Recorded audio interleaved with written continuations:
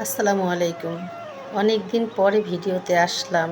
আসলে অনেক কাজ নিয়ে ব্যস্ত থাকি, তাছাড়া রমজান মাস, যার কারণে ভিডিওতে সময় দেওয়ার মতো সময় পাইনি। তো আজকে যে বিষয়টা নিয়ে কথা বলবো তা হচ্ছে, আমি কেকের উপর কাজ করি, এটা আপনারা সবাই জানেন। আমি যখন কেক বানাতাম আশেপাশে সবার ঘরেই আমি দিতাম।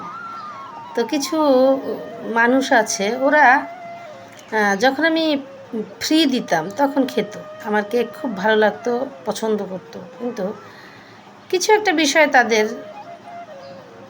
ভিতরে যে এত রকমের শয়তানি বুদ্ধি, এটা আসলে বুঝে ওঠা একটু কঠিন, কিন্তু বুঝতে পেরেছি, আমি বুঝে একটু অ্যাভয়েড করার চেষ্টা করেছি।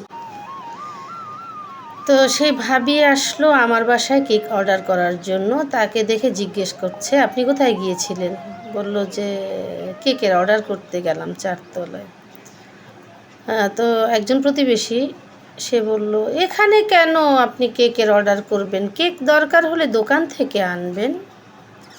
তো সে ভাবি বলল কি, একবার একটু দেখি কেমন বানায়, দেখতে তো আর সমস্যা নাই।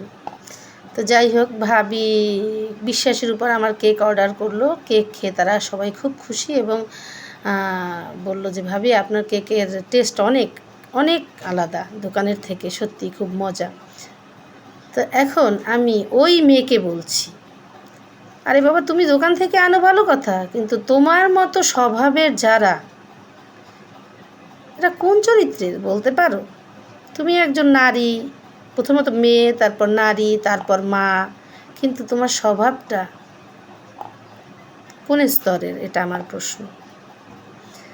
আর তুমি দোকান থেকে আনো, এজন্য তো আর অভিযোগ করা হয় না। তুমি আর একজনকে এরকম পরামর্শ দাও, এটা আমি মনে করি কি সবচেয়ে নিকৃষ্ট একটা স্বভাবের মানুষ তুমি। দেখো, নারী আমরা আমরা সৃষ্টি করি। একজন নারী যদি ভালো কিছু দেয়, সমাজ সেটা ভালোভাবে নেবে। তুমি যদি খারাপ কিছু দিতে পারো, তোমার জন্য খারাপ কিছু অপেক্ষা করছে, এটাই স্বাভাবিক। জানি তোমার মতো মেয়েদেরকে বা মানুষদেরকে এরকম জ্ঞানের কথায় লাভ নেই, কারণ তোমরা যা বোঝো আর আমার বুঝ একটু আলাদা। তো এরকম পরামর্শ না দিলে হয় না। এখন তোমার কথা থাকলো কোথায়? উনি তো আমার কাছ থেকেই কেকটা অর্ডার করলো, খেলো, এবং পরপর তারা আমার কেক খাওয়ার পরে ওনার হাজবেন্ড সহ বা সবাই খুব পছন্দ করছে। তুমি নাও না, তোমার ইগো, ওটা তোমার সমস্যা, ওটা তো ওনার সমস্যা না। কিন্তু তুমি যে এরকমের, এটা তো আমি জানি। যদি সেটা না হতে, তাহলে কি তোমার মনে করো স্থান কাল পাত্র ভেদে তুমি থাকতে পারতে। যাই হোক, ভিডিওটা আমি যেহেতু কোনো নাম ধরে কথা বলিনি, সুতরাং অভিযোগ করার সাহস আমাকে করবে না আশা করি। পারলে নিজেকে পরিবর্তন করো। এই যে আমার এই ভিডিওটা দেখার পরে শুনবে, তোমার কিন্তু ভালো লাগবে না। লাগবে, এটা কারোরই ভালো লাগে না। আমি বিশ্বাস করি নিজের যার যেখানে যতটা বরাদ্দ, তার কাছে ঠিক ততটাই আসবে।